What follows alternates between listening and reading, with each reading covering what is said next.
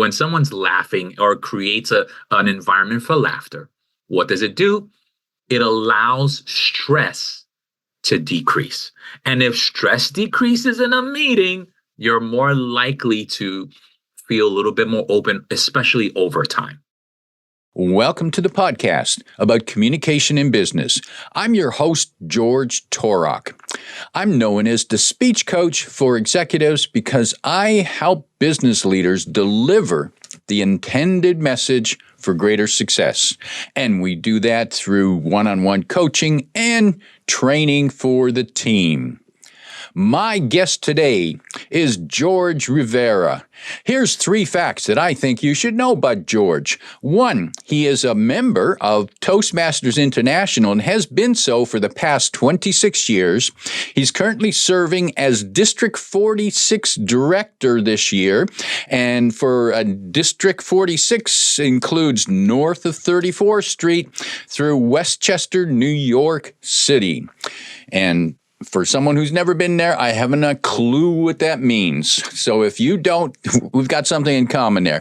2, he is a behavior analyst, has been for the last 20 years, serving families, school districts, and hospitals in the tri-state area. And 3, George is not just all serious, he's some fun too. He's been cast and has performed in a few Broadway productions, including Assassins, now that's a part I want to play, Bellevue sketches, and Man of La Mancha. I remember Man of La Mancha. George Rivera, welcome to Your Intended Message. Thank you, George, for having me on your show. I'm really excited to be here, and I can't thank you enough for your generosity and your time and your support today. Looking forward to the conversation. George, I'm glad to be talking with you, and I know that you have some wonderful insights and perspective to offer our listeners. You are a behavior analyst. And is that simply a matter of saying this is good behavior, that's bad behavior? Does it go deeper than that? It does go deeper than that. We actually never use the term good or bad. There's a function for every single thing we say, we do, and we don't do. So things are put into perspective via observation and active listening and being able to really key in on the functions of either language or behaviors. Which comes first, language or behavior? As a behaviorist, language is behavior. So that's a pretty cool thing. So what comes first is why. What happens before the thought, before you say something or do something, or before you don't do something, such as avoiding a conversation or escaping a conversation you happen to be involved with and you just don't want to be there.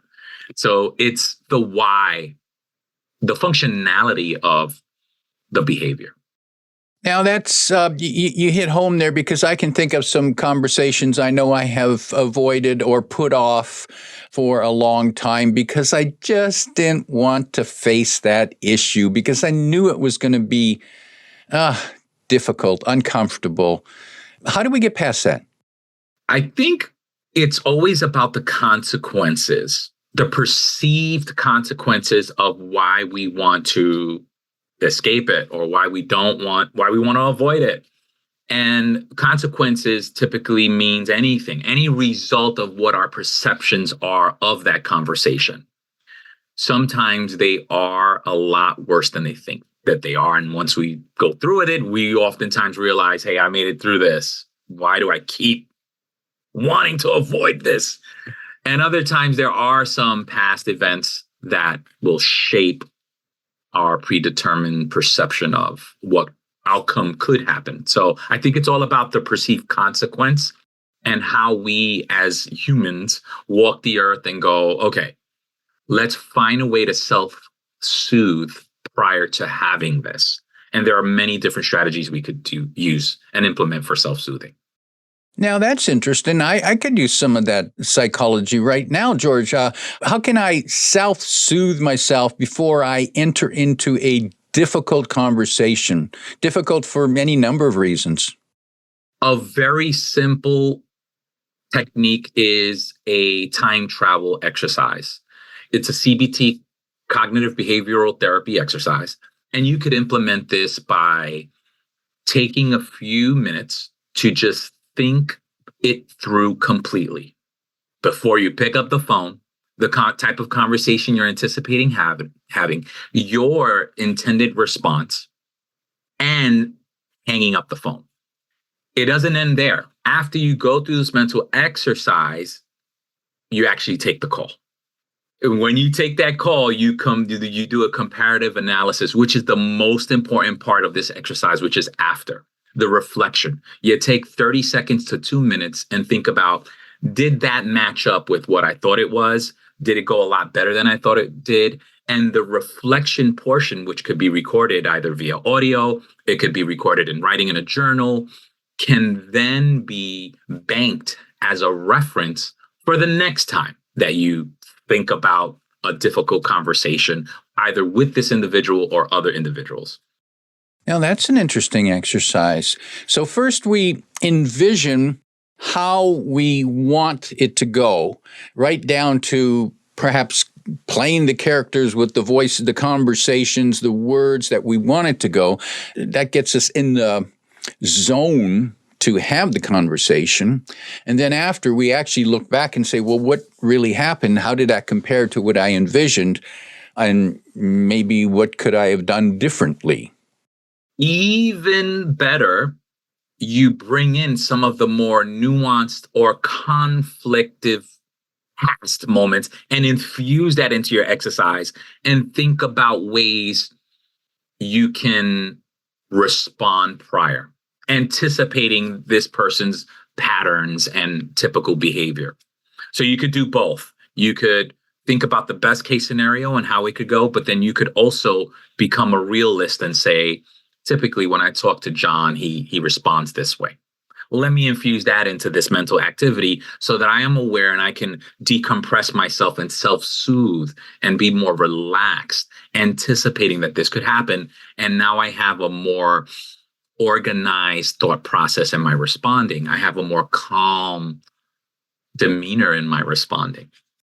And if I'm planning to talk to you, and I know it's going to be a difficult conversation, if I'm thinking about what you've done in the past, and if I envision you doing that, I can prepare myself for the trauma of you attacking me in whatever way, so that when it happens, it's not traumatic at all. It's kind of like, well, this was in the play. This is what I saw in the script. So now I know I don't have to be thrown off by that negative behavior and act in a negative way and say, well, it's not my fault. He made me angry.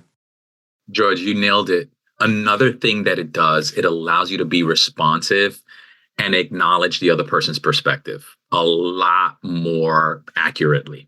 So if you just go into this thing hot and you just know that the person's going to piss you off, if you work on this strategy, this allows you to coordinate a different type of message, to be responsive in a different type of way. And most importantly, to infuse a little empathy and understanding that you probably lacked the last 10 times you had this conversation. Definitely. And I'm going to listen to this again and take notes and say, okay, George, you heard what the man said. You know what to do now. Get ready. Yeah, pay attention. George, one of the points that you also talk about is how to encourage leadership in their conversation, in their communication. One, how to encourage and how they can be more willing to lead, perhaps when times are difficult. What do you see around that to enhance their ability? What can they do? What can happen around them? What can they do? What can leaders do? Leaders can be aware of the environment, more aware of the environment. And this means that there are environmental factors that impact communication and ultimately the success of that team, that company, that structure, that vision, the mission. So I think it really keys on the environment. And that as an analyst, it's part of my job. When I walk in, it's not just the conversation and the communication. The first thing that I am observing is what is the environment that this individual or team of individuals, what are they dealing with? What do the walls say? Meaning, what's up and around? What's the lighting like? What space do they have to work with? Is it fluid? Are there opportunities for the environment to enhance and support the vision? So as a leader, it's the first thing that I'm looking at versus going right to the source of what the perceived problem is. And most importantly, sometimes the environment is me, the leader himself. Mm. So give us a little bit more insight into what other factors make up the environment. So the factors that make up the environment include, let's say, how the structure of or the systems of a communication that your team perhaps has. Is it just email? Do they have an opportunity to speak to people in person? Do they intermessage? Is it an intermessaging system? Is there an opportunity to speak live, especially with all the technology? And people think that you could be off screen and all you see are, we have this on camera meeting, yet they're off camera. So how does that play a role in the interconnectedness of the team? So that I would roll into the environment, if that makes sense. Yeah, and I'm thinking of a networking meeting that I attended recently, and in my opinion, there were too many people in a room that was too small, which meant one, it was cramped and difficult to move around, and two, small room. Soon as people start talking, it was terribly noisy. So what do people do? They talk louder because they try to get above the noise. And I'm standing there and I'm thinking, and I'm talking to one person there, and she said to me, and I could tell that she was totally stressed because she just didn't like the environment. She said, "I have to get out of this room. I can't stand this room." And I didn't enjoy it either. And one person I'm talking to says, "I'm noticing that my throat's getting sore. Why do you think it is?" Well, because we're all talking way too loud. Yeah, that's a very good example. And that's part of the environment that person might not normally think about. And then I'm thinking about, now you mentioned the why, and you talked about what happened before. I'm reminded of a time I was asked to speak at a company event, and I was delivering a program on presentation skills. And however, unbeknownst to me, until I arrived that morning, the president of the company announced layoffs. And now here's your motivational speaker. Not a good setup. I'm sorry. So those are environmental factors that people might not consider, because you think that all it is about what you say and how you say, but what's happening around you and what's going on in people's minds. When you talk about people's minds, it leads me to the psychological safety which the environment produces. And that is one of the biggest factors of the environment.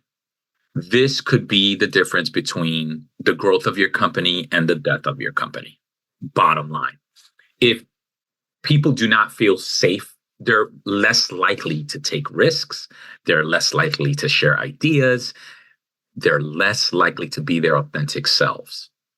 So as a leader, you have to think about the ways you create the sense of safety in the environment first. So, for example, encouraging open communication, fostering an environment of trust, vulnerability. Here's an example. So, a leader could have team meetings that are in person, if they are or online, and ask everyone to just share one thing they're comfortable with and one thing that they're not.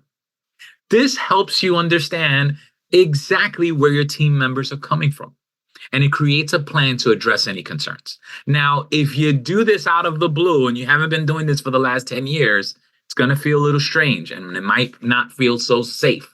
So there has to be things that you do prior to prime the pump for this sort of environment. So I'm okay. So I can see, tell us something that you're comfortable about, some good news, something, something at home, maybe what you did on the weekend, maybe shopping you did.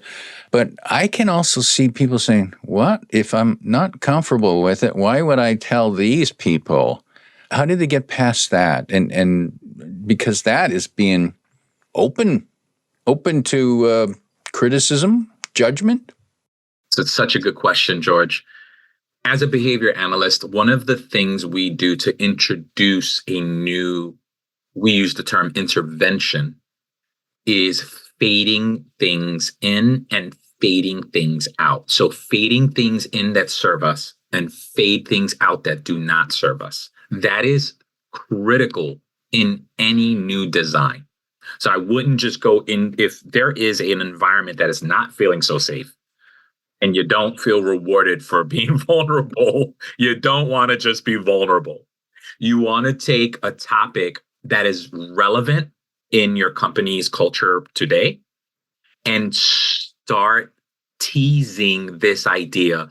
And you do this with the leader doing it first. So if the leader does this first and no one else does it, then you start introducing a method that starts conveying to the team, hey, something's changing a little bit. And if they see that the CEO or the leader is doing this first, they're more likely to start understanding the direction that we're going in. And so, for example, in a timeline, you start a meeting where the leader just does this alone and maybe invites one person to do this. Then the next meeting, the leader does it again, invites 3 or 4 people to do this. So that would be a fading in. And as a result, you're now fading out the feelings of insecurity, the feelings of not feeling so trustworthy. And give us an example.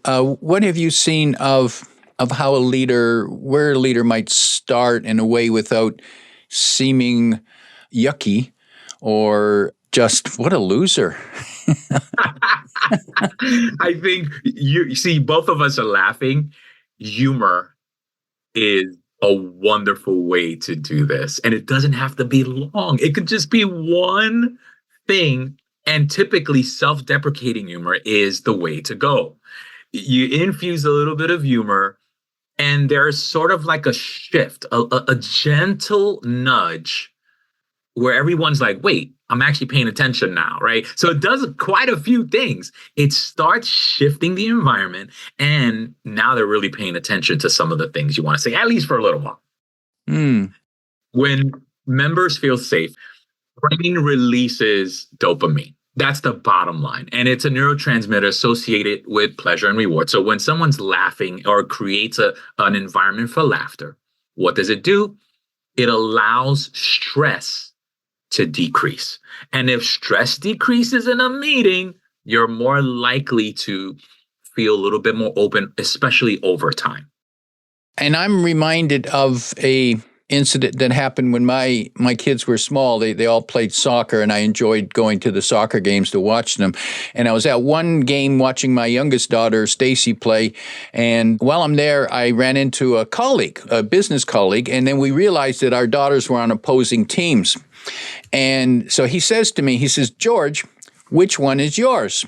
And I point towards the field, and I said, the one with the ponytail. And he started laughing. And I'm saying, what's the matter? He says, George, they all have ponytails. Right. But I was so focused on my daughter that's the only one I saw. And so I've used that story in a positive way because it shows how our perspective determines what we see. We're both looking at the same field. I saw one person with a ponytail. He saw a field of ponytails. And there's a story. A story could be that simple. It doesn't have to be terribly embarrassing, but it does reveal a little flaw and it creates humor. It does. You got me on that one. Yep. So this whole concept of environment affecting the communication, where does that come from? George, that's such a good question. It comes from the science of how interconnectedness and collaboration supports a diverse environment. It comes from years and years, hundreds of years of research. But for me personally, this all came together on a family trip to Puerto Rico this past summer. And here we are trying to decide which excursion all the boys would agree to. Imagine that conversation. So I just sat back and I watched and listened.